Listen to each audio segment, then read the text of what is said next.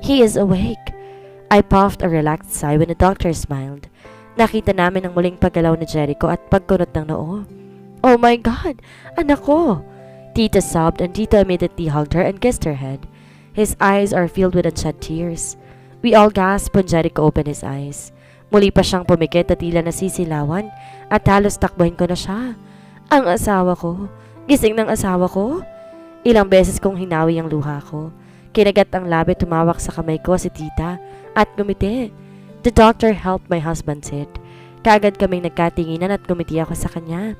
His forehead creased. I was looking for his warm smile but the only thing I got is his cold stares at me. Mom? He called and I heard tita gasp. Mabilis siyang yumapit para yumakap pa. At ganun din si Tito Jonathan sa kanyang katabi. Dad, are you okay, Jericho? Tito asked. Masakit pa ba ang ulo mo, anak? No. He shook his head and glanced at my direction. I gulped and smiled but then glanced at the other direction and then stared back at his mother. My girlfriend, Jericho said. Oh, sure, anak. Tita chuckled despite her sobbing. Sure. Tita glanced at me and nodded. Napanunok ako at mabilis na naglakad patungo kay Jericho. My lips quivered and eyes stung while shedding another bunch of tears. Napahikbi pa ako na makalapit at walang sabi, niyakapan nakangiting asawa ko. I sat on the bed, hugging his nape, shaking in happiness and worry. I felt how he tensed up but he did not move. He let me just sob and hug him. Thank God you're awake, I cried. I heard his audible sigh. Nang tumahan, lumayo ko sa kanya at hinawi ang luha. I was still teary-eyed while looking at his face. I missed you, babe. I am so glad you're awake. I cupped his cheek while looking at his eyes but he remained stoic. I saw how confusion played on it and my heart hammered in nervousness. Jericho, I'm sorry. He licked his lip. But who are you? I froze in shock. It was as if I was slapped across the face while looking at his confused eyes. Narinig kong komosyon sa gilid ko pero natulala lang ako. I am your... Excuse me, miss, but let's talk later. I have to greet my girlfriend first. Ani at sumulyap sa gilid. I felt the sharp pain struck my heart. My mouth parted while looking at the woman he is looking at. Hey, Vanessa. Come here, hon. Jericho called. I'm sorry about the lady. I didn't know her. Saglit bumaling sa akin na malamig na mga mata ng asawa ko. My mouth parted. Confusion filled my mind. Anak? Tita Olivia called. Jericho, itong asawa. Tita. I called her. Nanginginig man, mahilig akong tumayo at bumaling sa kanila. I saw how stunned Tito Jonathan is while staring at his son. Si Tita Olivia lumuluha na rin at nanginginig na rin ang kamay ko. Bumaling ako sa doktor at napatitig kay Jericho. You should go out first, Sena, Franchesca, ani Tito Jonathan at nanginginig na inabot ni Tita Olivia ang kamay ko. Di ko na napigilan pa nang marahang hilahin niya ako palabas. Nakita ko ang pagtataka sa mukha ni Vanessa nang makita kami. Naglakad siya para sumabay sana sa amin pero natigilan lang na may magsalita. Vanessa, why are you leaving? I heard Jericho ask. What happened? You were in an accident, Mr. Samaniego. The doctor answered him. Vanessa, you stay here. Don't leave me. Jericho said in a serious voice at nakita ko ang pagbaling sa akin ni Vanessa. Kaya unti-unti akong sumulap kay Jericho at nakita ang titig niya kay Vanessa. My heart constricted but then I nodded at Vanessa. Stay here with him first. Babalik ako, I said before walking out with Tita Olivia. My knees shook the moment I went out. Pabagsak ako na paupo sa upuan at agad humawak si Tita Olivia sa mga kamay ko. Franchesca, anak? She called and my teary eyes met her.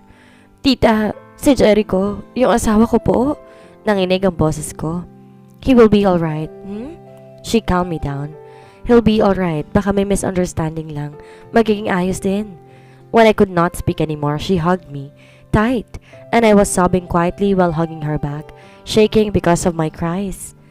Pagkalabas si Tito Jonathan at ng doktor, napatayo na kaming dalawa. How's my husband? I quickly asked the physician when he walked towards us with Tito. We asked the patient about what he remembered. Mrs. Samaniego? He answered me and then glancing at Tito too. And basing on his answers, the date and memories he remembers and answered was dated 5 years ago. I gasped. Napatakip sa bibig at mas nahulog ang luha sa mga mata. Oh my God! Tita Olivia's voice broke. Nakita ko ang pag-abot sa kanya ni Tito Jonathan at nangihinang hita ko, nilakasan ko pa rin ang loob na magtanong. What's his condition, Doc? Will he be back to normal? Will he remember us again? Me? I sounded desperate upon asking that, but I couldn't care more. I just want to know more about his condition. We need to conduct CT scan and further laboratory examinations to prove his condition, but upon observing him now, we assume it was retrograde amnesia. What about it? He will be okay, right? He will remember us again? Retrograde is a type of amnesia wherein he could not remember his memories prior to his amnesia. Basing it on my quick interview on him, what he remembers were his memories 5 years ago, and the days onward is still a blur, he explained. Mrs. Amaniego, we still don't know what type of it is for now. It could be temporary, he might remember his memories days, months, or years from now. Is there a possibility it would be permanent? I asked. Fear was obviously noticeable in my voice. The physician stared at me intently, staring at my teary eyes, and he cleared his throat and glanced at Jericho's parents, then back to me. Let's hope not, Mrs. Amaniego, he answered me. Let's look at the positive side for now. We will conduct tests for him to make sure of this. For now, the patient is under extreme confusion. It will be best if we would not force him memories. It might trigger him. Excuse me, Mrs. Amaniego. Sir? Ma'am? When he left, ang hihinang napaupo ako sa bench. Kaagad akong inabot at niyakap ni Tita Olivia na umiiyak. Si Tito Jonathan marahang dumukwang sa harapan ko at inabot ang kamay ko. It will be okay, anak, he said in a fatherly voice, and my heart ached more. Tito, ang asawa ko? We will do our best so he would be better, okay? He said gently. He will remember you, Franchesca. My son loves you. He would remember you. Was it really sure na amnesia kay Jericho? Tita asked, and he nodded, sighing. Yes, I heard him answer the doctor earlier. Siguraduhin mo lang, ha? Tita Olivia uttered, squeezing my hand. I love my son, but I love Franchesca too. Ayoko mag-isip na masama, pero kapag may kalokohan, iyang si Dean Jericho, pag-uumpugin ko kayong dalawa. I was confused with their conversation, but Tito smiled at her. Sorry babe, it's my fault. Jericho wouldn't do what my asshole self did before, I am sure. I was glad because Tito and Tita is here with me. Umalis si Tito para kausapin ng doktor, kaya nauna na kami. I told you, Franchesca, mom na lang, ani Tita, sa akin, nung niyaya niya akong pumasok muli. Sa sunod na po, Tita, I said and smiled. Ayoko pong mapaisip si Jericho, baka sumama pa po ang pakiramdam niya. Ayoko pong masaktan ng asawa ko. You are such an angel, Franchesca, she said gently. Come here, let me hug you tight first so you would calm down before seeing him again. I felt at ease when she hugged me. Pakiramdam ko niyayakap ako na isang mapagmahal na nanay, kaya kumalma ako at sumama sa kanya sa loob. When I got inside, I saw how Jericho is holding Vanessa's hand. Nakangiti si Vanessa doon, pero nang marinig kami, biglang nilayo niya ang kamay niya. Tita? She called and stood, glancing at me. Franchesca. My heart constricted, in pain when I saw how Jericho's cold and emotional eyes caught mine. Wala nang init sa tingin na yon, at mas sumakit ang puso ko nang mabakas na hindi niya ako kilala sa paraan ng pagtingin niya. Jericho, anak? Tita Olivia started off, slowly pulling me closer. Mom? He called at nang nakalapit at ilang distansya na lang meron kami ng asawa ko, mas nagwala pa ang puso ko. Gustong gusto ko siyang yakapin at hagkan. Sobrang miss na miss ko na siya pero hindi ko magawa. How are you feeling, anak? Tita asked him. Good, he answered. Nanatiling nakatitig kay Tita. What happened, Mom? Why am I here in this country? What's this accident? I was just working yesterday. Tita sighed. Inabot ang pisngi ng anak at marahang hinaplos. It is a long story, Iho, she said. Do not stress for now. Anak, calm down first and don't force yourself to remember. Dito lang kami. Nakita ko ang pagkunot ng noo ni Jericho at mukhang nagtaka pero tumango rin. Anyway, this is Franchesca. Maski ako nagulat nang ipakilala na ako ni Tita. Bumaling sa akin saglit si Jericho kaya naluluhanan naman ako. Jericho? I called his name and his brows almost met each other. His jaw clenched a bit, but then he nodded, did not even say anything, and looked back to his mom. "I'm hungry, Mom," he said, and Tita gasped. Nodding. "Ipinagluto kita ng gusto mo," Tita said and glanced at me. "Franchesca, iha? Samahan mo muna akong anak ko? Vanessa and I will go get some foods first. Right, Vanessa?" Bumaling siya kay Vanessa na nagulat pa. "Yes po, Dean. Kuha lang kami." She nodded, and hesitantly, after glancing at Jericho, she left.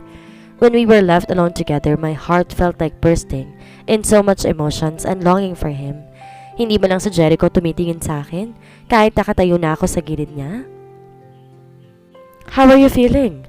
"Water." He cut me off, kaya't dali-dali ako umayos ng tayo at kumuha ng tubig. "Here," sabi ko. I lifted the glass and placed it near his lips. Inawakan niyang baso, kaya inalalayan ko siya. "Careful," I said gently. "I can do it," he said, stopping me. "I'm not a kid." Kumirot ang dibdib ko, pero hindi ako nagsalita. Sorry." Nagulat ako at binitawan ng baso at pinagmasdan siyang umiinom. When he's done, I took it back. Sumandal siyang muli sa may unan, kaya nag-alala na ako. Lalo pa nang pumikit at kumunot ang noo. "Is your head aching?" I asked, and he did not answer me. "Masakit ba, Jericho?" I asked. "I would call the doctor to check on you." Hindi mo dapat baliwalain ang sakit na yan? He remained quiet, still with his eyes closed and creased forehead. "How about your scratches? Is it aching?" Tatawag ako ng doktor para mapacheck natin. Mahirap na kapag, "Ano ba kita?" His sharp voice suddenly asked.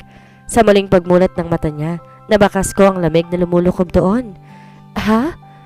I don't know you, miss," he said seriously, and my mouth parted. Nangingilid man ang luha, ngumiti pa. "I'm Franchesca. Cheska na lang for short." "I don't care," he said. "Just shut the fuck up. You're making my head ache. You're annoying." "Are you sure about that, Iha?" Tita Olivia asked what we talked to Jericho's doctor for the briefing after the CT scan results got out. "Yes po."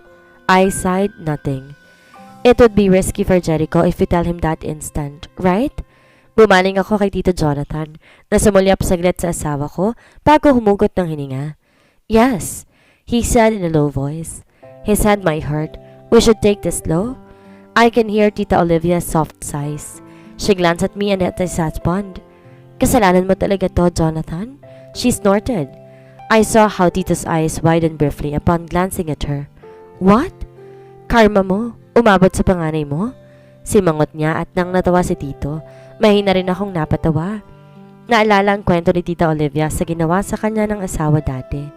"There! You laughed?" Tita Olivia uttered gently, kaya nakagat ko ang labi at pinagmasdan siya. "It's okay. I am just trying to make you laugh, Franchesca." She touched my hair. "It will be alright, okay? Jericho will remember you soon. I know it." I was really thankful because his family and my friends are there while we are in this kind of situation. Sa totoo lang kasi, hindi ko alam ang gagawin ko. Sakaling ako lang. I might break down kapag ako lang mag-isa. Sina nanay at tatay ko naman madalas ang pagtawag para kamustahin ako, at kahit papaano pinanghuhugutan ko yun ng lakas. Tomorrow will be better. Hindi man bukas talaga, alam ko. Gigising ako ng isang umaga, maayos na ulit ang lagay ng asawa ko at naaalala na niya ako. "Here, ate." Ang maliit ng ngiti na sumilay sa labi ko na maglahad ng baso ng kape sa akin si Amber habang nakaupo ako sa labas ng hospital room ni Jericho. "Salamat, Amber," marahang sabi ko. Medyo guminhaw ang pakiramdam nang malagyan ng init ang mga palad pagkaabot niya ng plastic cup. "Welcome po." She flashed a sweet smile. I noticed a small dimple on the side of her lips, and I knew right away she got it from Tita Olivia. "Dimples looks good on you, Amber," puri ko. Alam mo ba, si Jericho, hindi masyadong halata ang dimple niya, kaya ang misyon ko araw-araw patawanin siya para makita ko yung dimples niya. Nakita ko ang paglambot ng mata niya sa sinabi ko. "I love you for my brother, ate," she said. "Kuya is aloof of people, you see?" Madalang niyang ngumiti. "Kung alam mo lang yung gulat namin ni Mom nung sinabi ni Kuya na magpapakasal na siya." "Thank you," sincero kong sabi. Sumimsim ng kape. Masaya rin ako kasi ang babait nyo. Actually, hindi ko alam ang gagawin ko kung sakaling wala kayo rito. "We're happy staying here with you, ate." Ngumiti siya at sa kabila na medyo malamig na mga mata, nababakas ko ang sinseridad doon. You bring the best out of my brother and the last thing we would do is abandon you. We're a family now kahit na hindi pa kayo kasal ni Kuya noon. Nung nakita namin kung paano mo siyang pinangiting ganon, parte ka na ng pamilya. Nangilid ang luha ko roon. Nahulog ata ang luha ko dahil sa pagsinghap ni Amber at pagpunas ng kung ano sa pisngi ko. OMG ate, don't cry. She gasped pero natawa lang ako at tumulong sa pagpunas ng mga luha. Sorry Amber, masaya lang ako. I said and she offered me her arms kaya't marahan ko siyang niyakap. Pakiramdam ko si Jericho na rin ang yumayakap dahil sa presensya ng kapatid niya. She excused herself after a while and when I was alone outside, unti-unti akong tumayo para saglit sumilip sa kwarto niya. My heart tightened and I find it hard to breathe when I saw Jericho talking to Vanessa. She is sitting on the side of the bed. I think she's saying funny things because she's laughing and Jericho too. Tumaas ang sulok ng labi ng huli habang nakikinig sa kanya. I told you it's a bad thing letting her close to your husband. Halos mapatalon ako sa gitla nang marinig ang boses sa tabi ko. Sa paglingon ko, kagad kong nakita ang mga kaibigan. Feby? I called. How are you? She asked. Humawak sa braso ko kaya mabilis akong yumakap sa kanya. Ito, lumalaban pa rin. I said and sighed, hugging her tighter. Ayan, tama yan. Isa kang batang may laban. Napangiti ako at napailing na makita si Kairis. Nakasunod niya lang pala. Isa kang batang bonakid, Miss Persistent Awardee? Brian said playfully. Flashing a small smile kaya lumitaw ang biloy niya. Asus, si Brian. Papakit na naman kaya nagpapakita ng dimples. Biro ko at nagsitawanan sila. Nang pakawalan ako ni Feby, lumapit ako kay Kairis para yumakap din at kay Brian na kagad tinapik ang likod ko. Kamusta naman? I won't take an answer if you will only say na ayos ka lang kasi hindi naman. Brian said. I am not. Sagot ko at bahagyang umiti. Ang hirap lang kasing kumilos kapag gano'n ang kalagayan ng asawa mo. I mean, we just got married. Tapos, why is Vanessa even doing here? Sabay-sabay kaming napalingon kay Feby na nakasimangot habang nakasilip doon. Inahanap kasi siya ni Jericho. I exclaimed. And you just let it happen? Tanong ni Kai. Namewang ka, kaya napanguso ako. Do I have a choice? I asked. Of course you do. Biglang lumitaw si Castor na may dalang basket ng prutas. Castor, I called. You got a choice and it is to tell him about you. Hindi yung aalis ka kapag pinapaalis ka. Aniya at nakita ko ang pagtango-tango nila Kai. Namumuro na yan na. Pinalabas ka no? Kaya ka nandito? Hindi naman. Sagot kong medyo nagbaba ng tingin. I went out because they are talking and laughing. I can't stand it. Ikaw ang asawa, Franchesca? Kulang na lang tiisin ako ni Feby roon. We decided to take this slow for now, guys, I said. Jericho's vulnerable. His condition might worsen if we force him to remember. Sasakit ang ulo niya. Ayoko naman ganun and if ever, please don't mention it for now. I want him to remember me naturally. Bakas ko ang pagtutol sa mukha nila pero alam ko naman, naiintindihan ko ang side ko kaya tumango-tango. Let us go inside, sweet. Pukpok ko tong basket kay Mr. Yellow. Ani Castor na humawak sa braso ni Feby para mapasinghap ang huli. It was nothing new for me because they're together. But when Kairis and Brian started coughing in fake way, it made me confused. I mean, tumikim si Castor. Bahagyang lumayo. I will go inside first, he said. Walang salitang pumasok sa kwarto at doon ko na sinulyapan si Feby na nakatulala. Nag-away kayo? Nawala ng boses ko nang tuluyan ng basta na lang takpan ni Kairis ang bibig ko. Shh! Kai whispered at nakita ko pang pagsulyap ni Feby sa pinasukan ni Castor bago tahimik na sumunod at nang mawala ang dalawa, tsaka ako pinakawalan nito. Bakit? I asked the two and Brian's lips protruded. We don't know what happened. They suddenly became like that. Ani Brian na nagkibit balikat. Will they be alright? Tanong ko. Oo, carry yan. Ngiti ni Kai sa akin. They'll be okay for sure. Magugulat ka na lang makikita mo na naglalaplapan yan. Namilog ang mata ko. Humagalpak naman si Brian at kinulong buhok ni Kai. Bibig mo talaga, no? Tawa niya. But she's right. Aayos din yung dalawa. Brian winked at me playfully kaya napatango na ako. Iniisip na maging ayos din ang dalawa mamaya or sa mga susunod na araw. Pagpasok naming tatlo, kinakausap na ni Castor si Jericho na nakikinig lang sa huli. There was not a glint of smile on his lips and he noticed Vanessa still sitting on the side of his bed, listening to Castor saying things. Kiss mo dapat asawa mo. Kai whispered kaya't nilingon ko na siya at pinalo, dahilan para tumawa siya. Ito naman, di mo biro. Halakak niya. Pero try mo. No, ano ka ba? Iling ko. Take it to, tas bigla ako nilapa. Wag ganun. Lo, kala mo demure? Di mo ba namimiss ang kainan ninyo? She whispered back. Gaga. I smacked her, chuckling audibly. Ang kukulit nyo. Brian then placed himself in between us. Nagbibirong umakbay sa amin at nananakal kaya pinalo ko na. Nagtawanan kaming tatlo roon. Napapailing pa ako pero biglang natahimik si Kai at umayos ng tayo. Nagtaka ako. Sinundan ko ang kanyang tingin at natikom din ang bibig na makitang nakatingin sa amin sa Jericho. His forehead creased. His lips were in the tight firm as he looked at me. Why are you here? He asked coldly, stopping me. Ha? I asked. I said, why are you here? He asked mukhang iritado. And why are you with them? Kumalabog ang puso ko. Hindi ko alam kung sasakit ba o saka ba habang nag-iisip ng sagot. Why not? She's your Biglang naubo si Brian nang sikuhin ko ng malakas ang tiyan niya. I glared at him sideways kaya napakurap-kurap siya. Nakangiwi pa rin. It's nothing, I told Jericho while he staring coldly at Brian. Napadaan lang. Lalabas na lang ako? Di ko na nagawang humiwalay nang biglang may nagsalita. BFF ko si Franchesca. Angal ka? Sabay-sabay kaming napalingon nang bumukas ang pinto. My eyes widened a bit when I saw Blaze and Jericho's brother entering the room. Ngumisi siya sa akin at kinuha ko kay Brian na nakaakbay para siya nang pumalit. Blaze? I called. You're what? I noticed Jericho's stares on his brother darkened more. Franchesca's my friend. You can't kick her out of here. Lap ni Blaze at di na ako nakasagot nang dalhin niya ako sa sofa at pinaupo sa tabi ni Feby na mukhang gulantang din. Jericho's eyes followed us and when our gazes met, my heart thumped louder. Tahimik ang buong kwarto. I even noticed Vanessa looking at me with her creased forehead.